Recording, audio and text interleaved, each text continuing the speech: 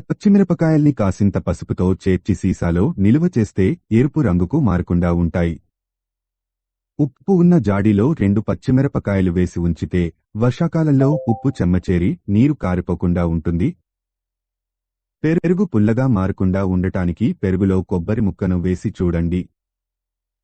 పెరుగు రుచిగా సరిగ్గా తోడుకోవాలంటే తోడు పెట్టే ముందు గిన్నెను పటిక ముక్కతో రుద్దండి. పెరుగు ఎక్కువ పులుపు ఉంటే దానిలో కొద్దిగా పాలు కలపండి.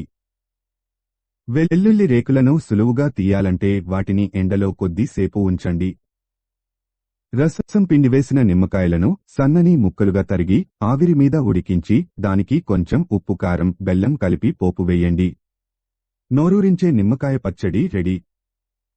దోసెల పిండిలో 1 కప్పు సగ్గుబియ్యం కూడా వేసి రుబ్బితే దోసెలు చెరగకుండా పల్చగా వస్తాయి. మామూలుగా దోసెలు పెనానికి అతుక్కుపోతుంటాయి. అలా కాకుండా ఉండాలంటే అందుబాటులో వంకాయలు ఉంటే ముందుగా పెనంపై వంకాయ ముక్కతో రుద్దండి. కేక్ చేసేటప్పుడు పిండిలో 1 చెంచా గ్లిసరిన్ కలిపితే కేకు ఎక్కువ కాలం తాజాగా ఉంటుంది.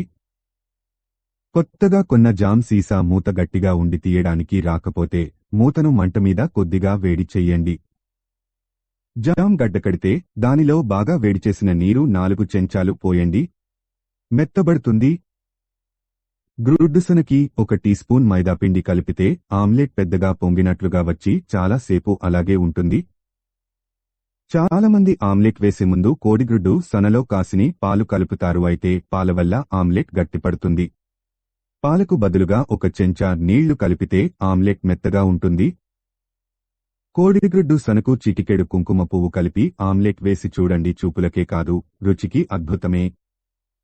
కోడిగ్రుడ్లను ఉడికించే నీళ్లలో కాస్త ఉప్పు వేసినా ఉడికించిన వెంటనే గ్రుడ్లను చన్నీళ్లలో వేసినా పెంకు సులభంగా వస్తుంది. కోడిగ్రుడ్లు ఉడకపెట్టడానికి 1-2 గంటలు ముందుగానే ఫ్రిజ్లోంచి తీసి ఉంచితే పగిలే అవకాశం ఉండదు.